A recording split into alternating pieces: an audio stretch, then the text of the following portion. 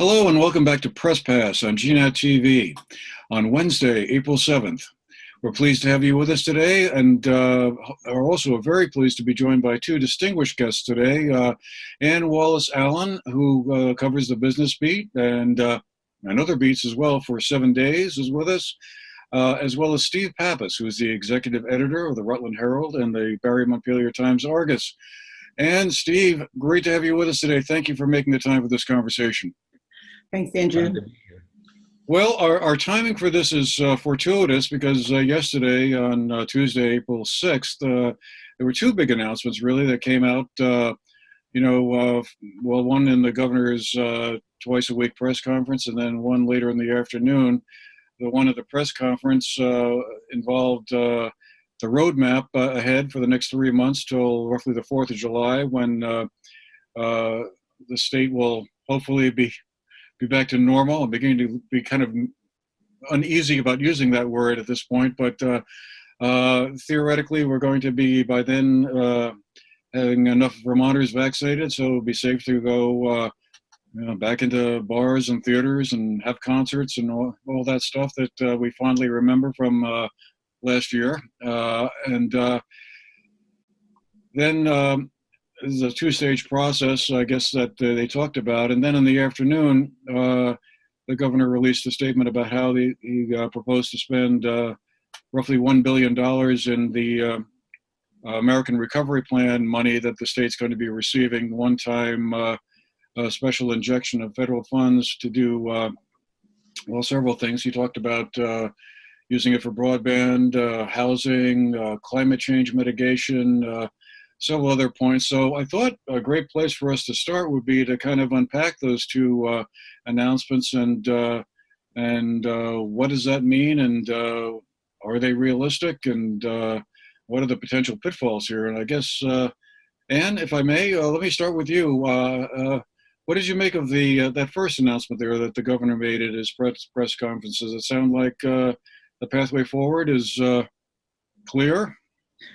Well, as clear as it ever is in this time of COVID, I guess, but it was definitely a very long-awaited burst of information for the hundreds and hundreds of hospitality businesses in Vermont that have been pushing the governor for many months now to give them some idea of when they can book guests, because as we know, people book their weddings and their events and their stays months ahead, and the hospitality businesses have been saying, we're not saying we want you to open up prematurely, but we would really like some guidelines on what we can tell our guests about July or August or September, when a lot of people book weddings and things like that. And they weren't asking even for those details as much as saying, could you just give us some idea of benchmarks? So let's say if we get to a certain point of this, will we be able to have that? And they got a little bit of what they were asking for yesterday with this announcement that based on how many Vermonters are vaccinated,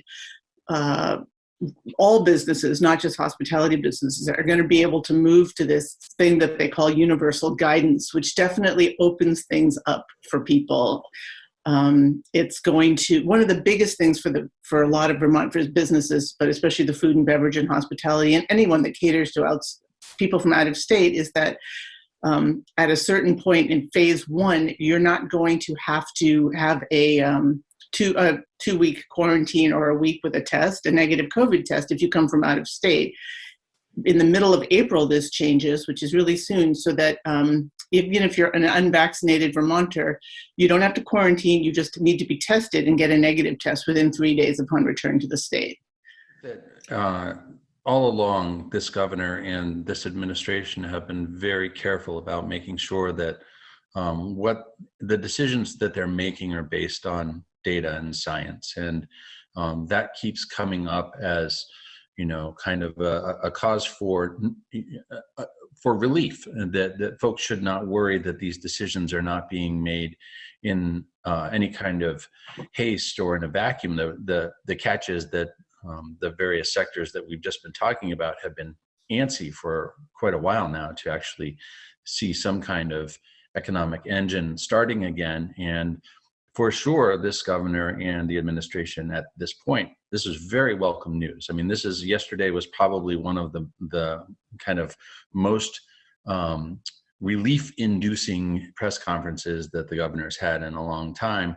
But there is a lot that can be messed up between now and July 4th. And, one of the things that they have been talking about is that everyone still needs to continue between now and all of these different benchmarks to continue to social distance, to wear the masks, to be smart about how this all unfolds, because the second we start to see numbers go up again, or any kind of transition toward more problems, and all of a sudden this governor starts to look like a liar, and that the plan kind of falls apart, and the administration really does not want that to happen at this point. And there's a lot of pressure to make sure that it doesn't.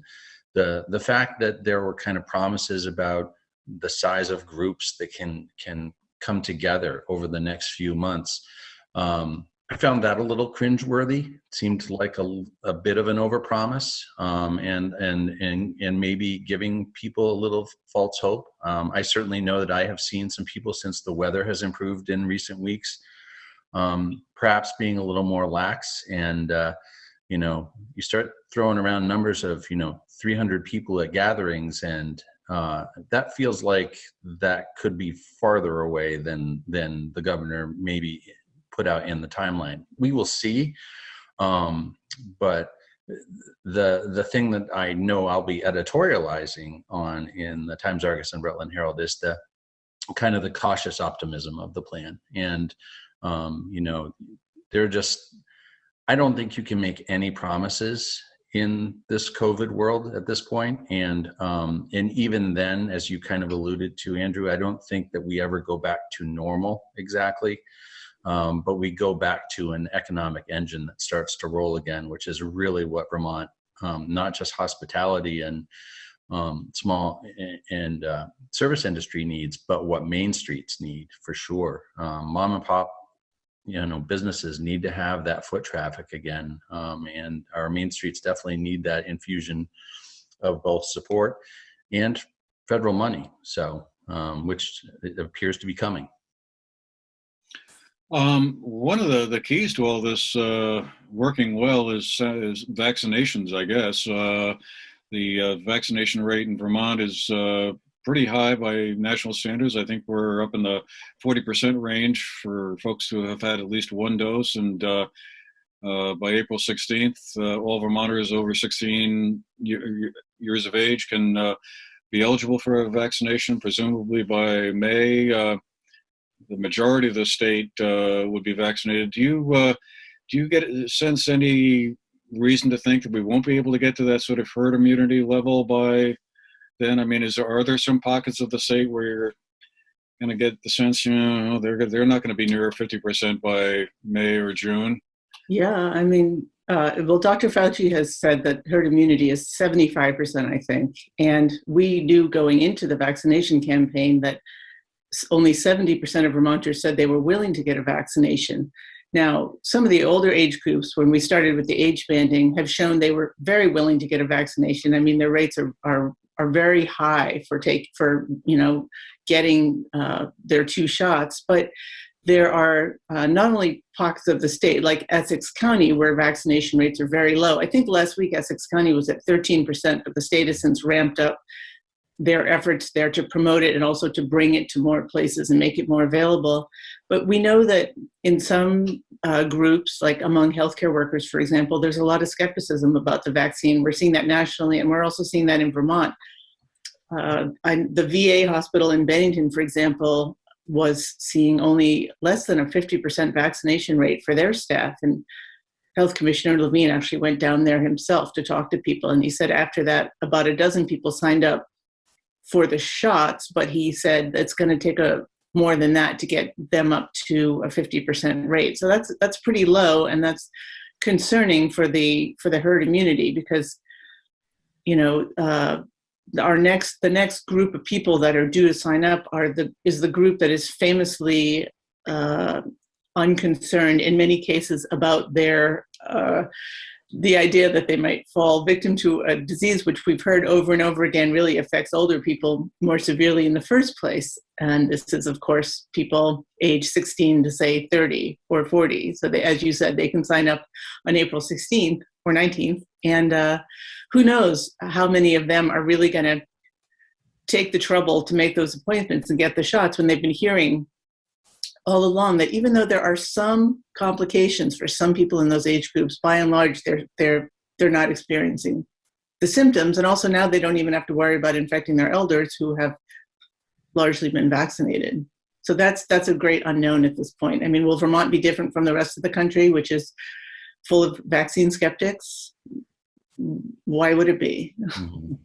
I guess we'll wait and see. So then yesterday afternoon, we had that other announcement that the governor said about how they wanted to divvy up I guess it's $1 billion and $29 million that will be coming to the state through the ARPA funds, American Recovery Plan Act. And basically the breakdown seemed to be about $250 million for broadband, $249 million for housing, $200 million for climate change mitigation measures, $170 million for water and sewer infrastructure, $143 million for further economic development and recovery.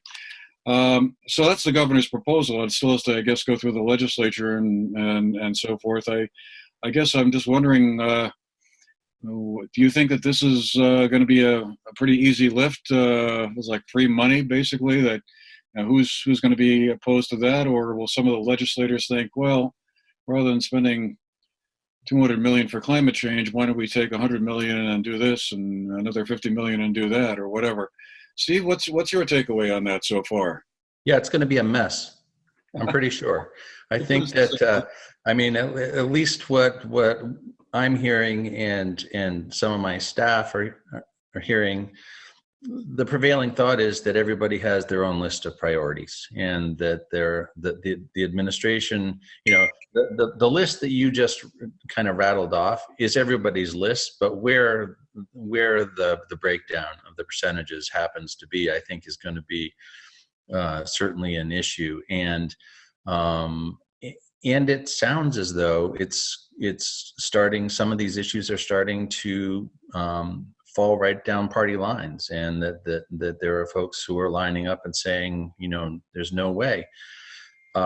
This is an opportunity, and it really is an opportunity. It needs to be vetted, it needs to be discussed, it needs to be debated, but ultimately, you know, lawmakers and the administration need to get on the same page as far as this is concerned, because it can actually make it really is going to make a huge difference for Vermont and the nation in workforce development and job creation, in all of those important measures. But I think at a minimum, broadband is going to be the one where you're going to see a lot of back and forth, a lot of concern about existing infrastructure, making improvements and upgrades.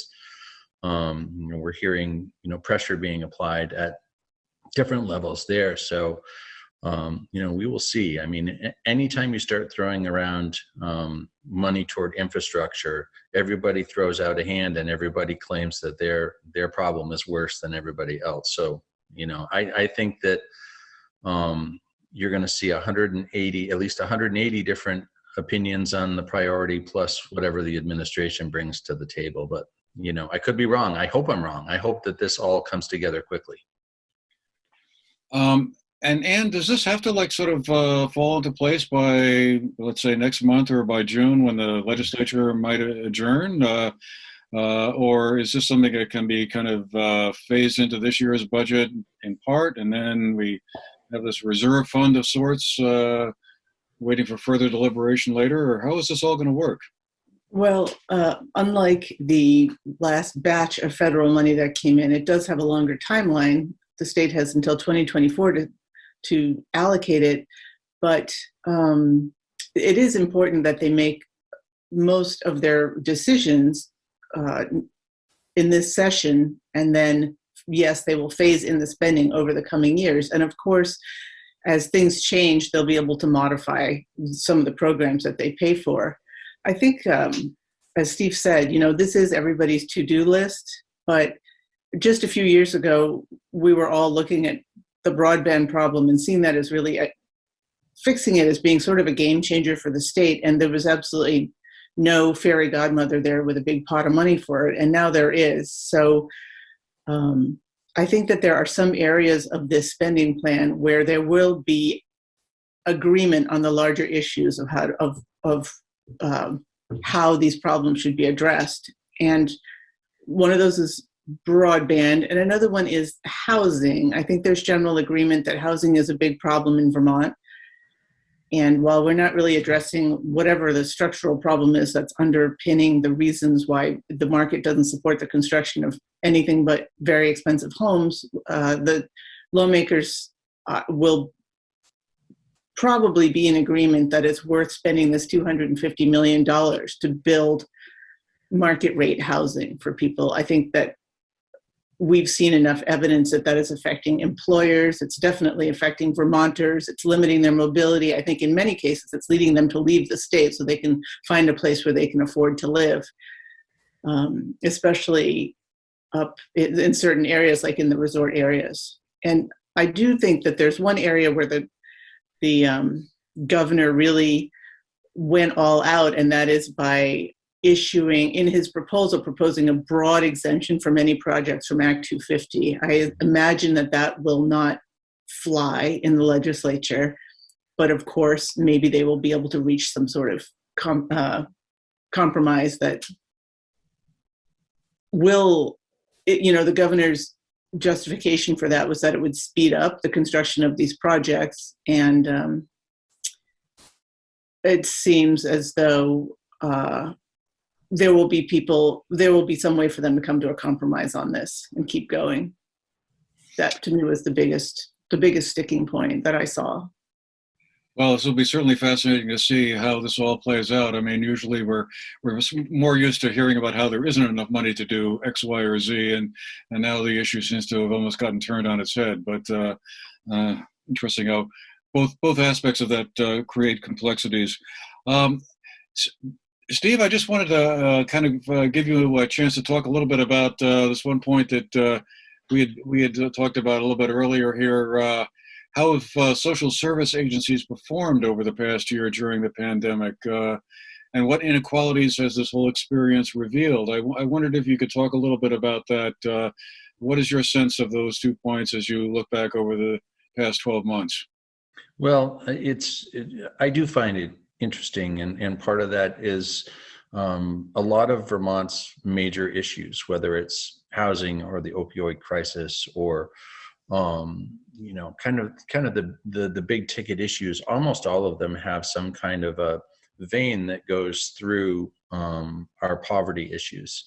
And what we have been tracking on and off through coverage in various series that we've been doing is looking at not just the pivotal role that social service organizations have had to play, but also kind of the pressure it's put on them to pivot, to reprioritize, to supplement what government has either not been able to do or is trying to do.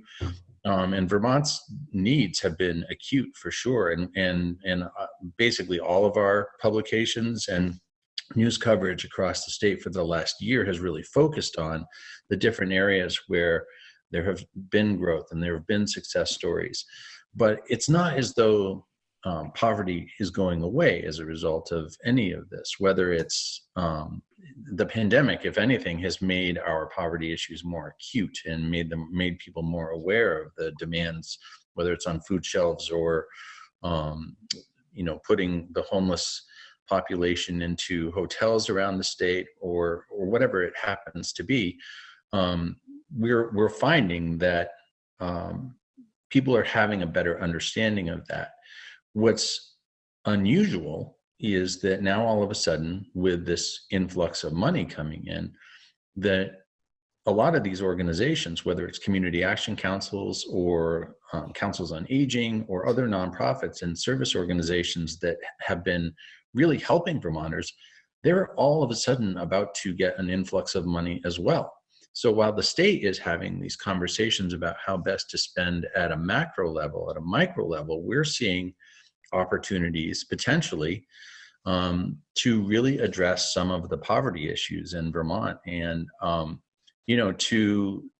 to me, that's an exciting step forward for the state. It doesn't mean that it's sustainable beyond the next few years, but it at least is forcing a lot of these organizations that, again, complement the services provided by the state, an opportunity to redefine and redeploy how they address poverty issues and provide resources to the community. And I think they're excited. I feel like certainly talking to Sue Minter at Capstone Community Action, she sees this as a once in a generation opportunity for community action councils around the state. The 5 community action councils they're meeting to actually figure out what are the priorities and what can we do for the first time in probably 40 years to actually lift people out of poverty in a meaningful way. Have no idea how it's going to manifest itself. I know, some of the things that they have been talking about, but, who knew that there would be a silver lining from a pandemic that would be something of this magnitude? And, there are great conversations that Vermonters are having right now. And, I think we should all make sure that we're having a say in what those are. Well, we just have a few minutes left. Amazing how time flies when you're having interesting conversations like this. But I just wanted to kind of pivot to this series that Steve, your papers, and GNAT and other stations in the Vermont Community Access Network, the Vermont Access Network, are participating in conjunction with Vermont Council on Rural Development. The council developed a list of 10 propositions for the future of Vermont, and we've been having some guests on, and you've been having folks writing op-eds that have appeared in your papers. And by remarkable coincidence, you had a story in 7 Days last week about Mendon residents seeking statewide inclusion that tied in very neatly with our conversation last week about welcoming new Vermonters. I was wondering if you could tell us a little bit about that story, and then Steve, you can just share a little bit about the whole series in general. But Anne, that story just struck me. I was like, gosh, I wish I had read it before I had that discussion last week. This all started with a select board member in the town of Franklin, Dave Benyon, who went to visit some relatives in Maine and heard about a statement of inclusion that their town had adopted. He brought it back last year. The select board there in Franklin adopted it. He told his cousin, Bob Harnish, who owned the Cortina Inn in Mendon for many, many years, about it. And Bob decided to take it statewide. So Bob got together with his friend Al Wakefield, who also lives in Mendon. I don't know, he's been active in the business community for many, many decades, like Bob Harnish has. And the two of them have circulated it to various towns. They now have 6 who have signed on. Middlebury's one of those towns, and Middlebury's taking it even further. They're doing staff training in inclusion and in sort of working with diversity and including, people of all different, not just races, but ways of life. And Bob said one of the things that's really motivating him right now is to get Governor Phil Scott to adopt this for the state at large. So he's still working on the individual towns, but last week they wrote to the governor and said, would you consider just passing this statement of inclusion or introducing the statement of inclusion that would show Vermont that we're open to all comers, and although we do have our problems like other states, that we really are making an effort to